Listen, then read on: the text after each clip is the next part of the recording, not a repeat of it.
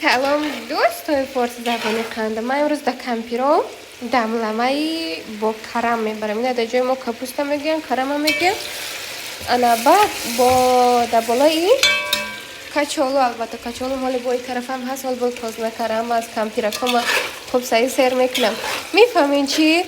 امو دیروز که ویدیو جور کردم نه کمپیر منتظری من دمی درش امو ظرفکش گرفته. حالا شما میگین که بهتر در این هوای خنک باز کمپیرای کرم میبری. کرم خنک است نه؟ به خاطر میبرم که زیاد نووقت شد، زیاد نووقت شد. این خوراک تیز پخته میشود. من زیاد مصروف هستم در این روزا، زبان انگلیسی میروم، دانشگاه میروم، خودتان میفهمین دیگه. خوب بازم شکمکاشون سر شود همون کافی است برای من. دوستای فارسی زبانی قندم این همین تو تیاره کش. این گویا کرم شوربای مرغی است. خب پس تیار شود با براتون نشون میدم که چه قسم میشود. کمپیرکا خورن سیر شوند. دوستان دارم. دوستای فارسی زبانی قندم اینه بخیر. کرم شوربای کمپیر خوراک من تیار شد. این کرم شوربا نه که به نامش کرم شوربا بخی آبش زیاد میفهمید. ام یک ظرفکای بزرگ هست نی؟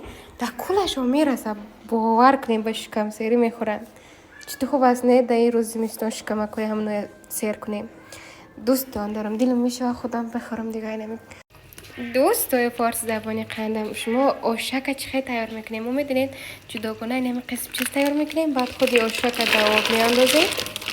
ای آشک در آب میاندازیم.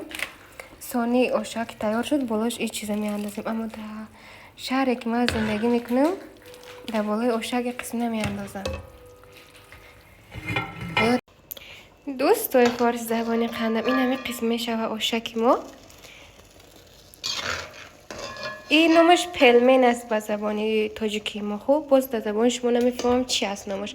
بعد بالاش حتما ما این چیز استفاده میبریم. اما در محله که من زندگی میکنم، در شهری که من هستم، از این چیز استفاده نمیبرند. در بالاش هم این چیز استفاده میبریم، هم این چیزی که چی مال اینا آشک ما هم در ظرف جای میرفته. اگه گفتیم یک نفر مریض هستن، خوب بیمار هستن، باید آشک دوست دارم، من برای باید آشک کردم. اما او غذا ما دیگه جا هست. این همه قسم آشک تیار میکنیم. دوستای فارسی زبانی قندم با دل خودم میشه بخورم. اوفه جان دیگه.